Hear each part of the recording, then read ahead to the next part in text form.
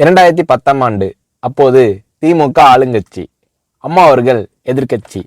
ஒரு பெரிய மிரட்டல் விடுத்து அம்மா அவர்களுக்கு எதிராக மதுரை மாவட்டத்தில் பல இடங்களில் போஸ்டர் ஒட்டியிருந்தார்கள். அந்த போஸ்டரில் அம்மா அவர்கள் மதுரைக்கு வந்தால் திரும்பி செல்ல மாட்டார், மதுரைக்கு அம்மா அவர்கள் வரக்கூடாது என்று மதுரை மாவட்டத்தில் பல இடங்களில் அந்த போஸ்டரை ஒட்டி பெரிய மிரட்டல் எல்லாம் கொடுத்தார்கள். அதேபோல் ஜெயா டிவிக்கும் மிரட்டல் தொலைபேசிகள், மிரட்டல் கடிதங்கள் வந்து கொண்டிருந்தது. ஜெயா டிவியின் செய்தி பிரிவினர் இந்த மிரட்டல்களை பற்றியெல்லாம் தியாகத்தலைவி சின்னம்மா அவர்களிடம் சொல்லி அம்மா அவர்களின் கவனத்திற்கு கொண்டு சென்றார்கள்.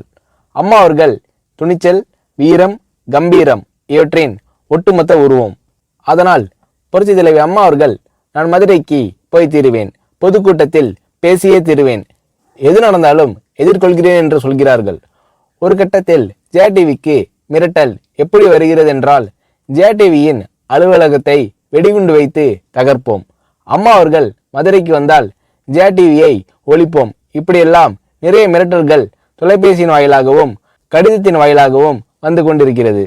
இந்த மிரட்டல்களை எல்லாம் கடந்து அம்மா அவர்கள் மதுரைக்கு சென்று பிரம்மாண்டமான பொதுக்கூட்டத்தில் லட்சக்கணக்கான மக்கள் மத்தியில் எழுச்சி உரையாற்றும் போது, ஒரு எதிர்க்கட்சியின் தலைவி என்ற முறையில் என்னை நீங்கள் மிரட்டுங்கள், ஒரு எதிர்க்கட்சியினை நான் நடத்துகிறேன் என்பதற்காக கழகத்தை மிரட்டுங்கள், ஜெயா டிவியை எதற்காக மிரட்டுகிறீர்கள், ஜெயா டிவியின் அலுவலகத்தை நீங்கள் தகர்ப்பீர்களா, ஜெயா டிவியை நீங்கள் ஒழித்து கட்டிவிடுவீர்களா, பார்க்கலாமா, ஜெயா டிவியை ஒழித்து கட்டிவிட்டால் என்னுடைய அரசியல் குரலை ஒழித்து விடலாம் என்று கனவு காணுகிறீர்களா?